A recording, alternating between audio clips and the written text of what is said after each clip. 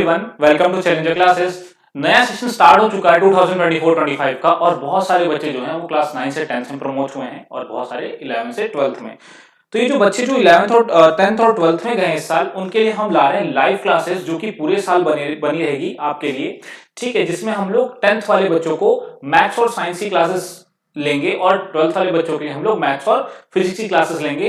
Classes में खास बात ये होगी कि हम लोग सिर्फ आपको टीच ही नहीं करेंगे बल्कि आपको प्रिपेयर भी करेंगे फ्रॉम द स्टार्ट की बोर्ड्स एग्जाम में आपको कैसे अटेम्प्ट करना है। ठीक है, बोर्ड्स एग्जाम में आपको कैसे क्वेश्चंस को अटेम्प्ट करना है, कैसे कैसे क्वेश्चंस आ सकते हैं, ये सारी चीजें हम लोग डिस्कस करेंगे अपनी लाइव क्लास में स्टार्टिंग से ही। ठीक है, जिसमें हम लोग आपको पहले तो पूरा चैप्टर पढ़ाएंगे, उसके बाद फिर हम आपको उस चैप्टर के जो भी इंपॉर्टेंट क्वेश्चंस हो गए या इंडेक्स क्वेश्चन, एक्सरसाइज क्वेश्चन हो गए वो, और साथ ही साथ जो प्रीवियस ईयर क्वेश्चंस आए हैं वो भी डिस्कस करेंगे, जिससे आपको आइडिया लगेगा कि बोर्ड्स में क्वेश्चंस कैसे आते हैं। तो हमारी जो बैच स्टार्ट होगी वो 1 अप्रैल से स्टार्ट होगी। इसके बारे में और बात करने से पहले हम लोग देखते हैं क्या सीबीएसई का कैरिकुलम में इस बार कोई बदलाव आने वाला है, क्या कोई चेंजेस लाने वाला है सीबीएसई इस बार। तो क्वेश्चंस हमारे दिमाग में जो उठ रहे हैं कि क्या इस साल से एनईपी लागू हो जाएगी, क्या सीबीएसई का सिलेबस कुछ चेंज होगा, क्या नए सिलेबस के अकॉर्डिंग हमें प्रिपरेशन करनी होगी, या फिर क्या इस साल 2 बोर्ड के एग्जाम होंगे। तो बहुत सारे ऐसे क्वेश्चन है जो हमारे दिमाग में चल रहे हैं। तो इसका आंसर मैं आपको देता हूं कि इस सेशन कोई भी ऐसा चेंज सीबीएसई ने नहीं अभी तक जो है अप्लाई किया है। सीबीएसई की ऑफिशियल वेबसाइट पर ऐसा कोई भी इंफॉर्मेशन नहीं आया जिसमें सब चेंजेस के बारे में आपको बताया जाए।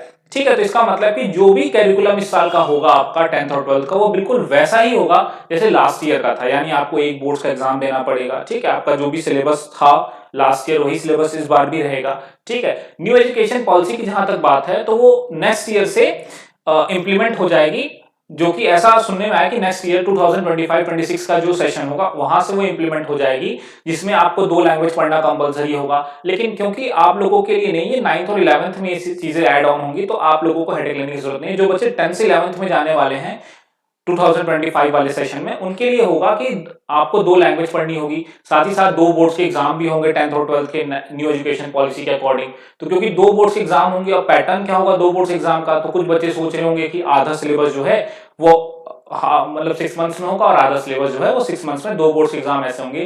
तो ऐसा नहीं होने वाला है, जो बोर्ड्स के एग्जाम होंगे उसमें कंप्लीट सिलेबस आएगा।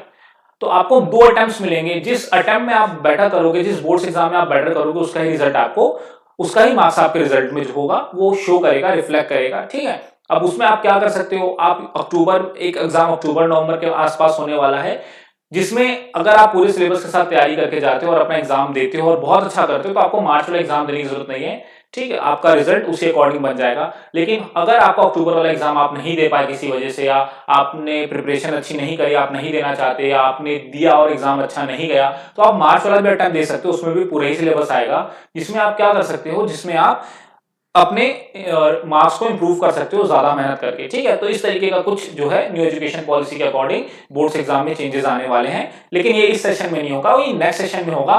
और अगर मान लेते हैं बच्चों को डाउट आएगा कि सर मान लेते हैं अक्टूबर वाले किसी सब्जेक्ट में अच्छे थे, मार्च में किसी सब्जेक्ट में अच्छे थे, तो फिर रिजल्ट कैसे बनेगा। तो जो बेस्ट स्कोर होगा, जिस बोर्ड एग्जाम में भी बेस्ट स्कोर होगा, उसके अकॉर्डिंग आपका रिजल्ट बन जाएगा। ठीक है, अब क्योंकि 2 बोर्ड्स के एग्जाम होंगे, सिलेबस को अक्टूबर तक ही खत्म करना होगा, तो नेक्स्ट सेशन जो होगा, ये सेशन के बाद वाला जो सेशन होगा, हो सकता है सिलेबस में भी कुछ रिडक्शन हो, लेकिन ये इस साल के लिए नहीं है बिल्कुल भी। ठीक है, तो आप लोगों को वैसे ही तैयारी करनी है जैसे लास्ट ईयर के बच्चों को कराई गई थी, वैसे ही बिल्कुल आपको तैयारी करनी होगी। तो अब बात करते हैं कि हम इस सेशन में, इस लाइव सेशन में आपके लिए क्या क्या करने वाले हैं, क्या क्या स्पेशल करने वाले हैं, जिससे आपकी तैयारी बहुत अच्छे से हो सके।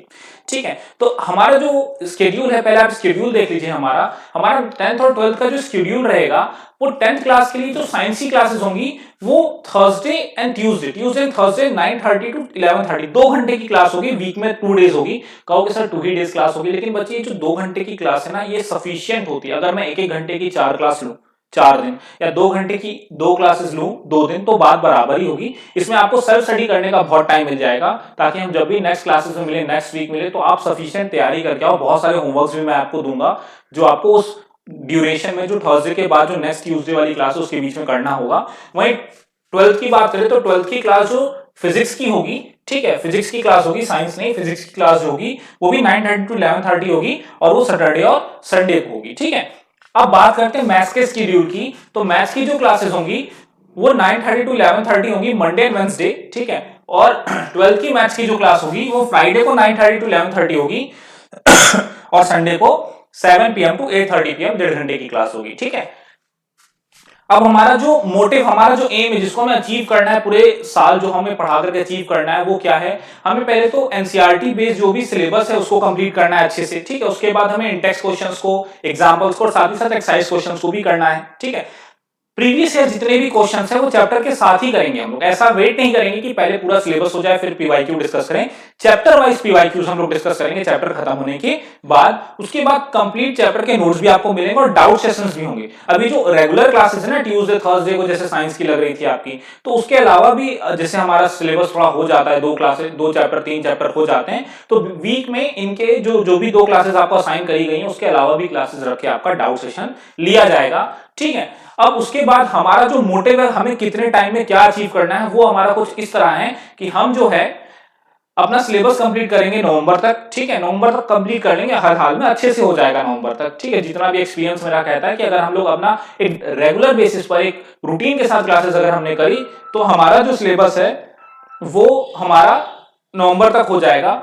और उसके बाद जो कंप्लीट सिलेबस का रिवीजन है वो हम लोग नवंबर दिसंबर तक कंप्लीट कर लेंगे अपना। 2 महीने में हम लोग अपना रिवीजन भी कर लेंगे सारे चैप्टर्स का, और प्रीवियस ईयर पेपर सॉल्व करेंगे। और सैंपल पेपर जो सीबीएसई लाएगी, जो सीबीएसई हर साल सैंपल पेपर बच्चों के लिए लाती है, वो भी हम लोग जो है वो भी डिस्कस करेंगे। और साथ ही साथ 2023 का या 2022 का जो भी पीवाईक्यू, जो भी प्रीवियस ईयर क्वेश्चंस हैं, क्वेश्चन पेपर हैं, उनको हम लोग जनवरी फरवरी में डिस्कस करेंगे लाइव सेशन के थ्रू। तो ये पूरा हमारा मोटिव होने वाला है इस साल के लिए, आपके लिए पूरा प्री प्लान तरीके से हम लोग चीजों को करेंगे। तो मैं आपसे कहता हूं कि आप लोग जो है लाइव सेशंस में आइए, जुड़िए और लगातार एक रूटीन के साथ क्लासेस को अटेंड करिए। आपको अपने जो भी यूनिट टेस्ट होंगे या जो भी आपके हाफ ईयरलीज होते हैं बोर्ड से पहले, उसमें भी आपको इसका बहुत पॉजिटिव इंपैक्ट दिखने वाला है, ठीक है। तो हमारे शेड्यूल अभी पोस्ट के थ्रू आपको मिल जाएगा, ठीक है, कि क्लासेस 1 अप्रैल से स्टार्ट हो रही है। एक पोस्ट भी आपको अपडेट हो जाएगी, ठीक है। तो मिलते हैं लाइव सेशन में, तब तक के लिए थैंक यू।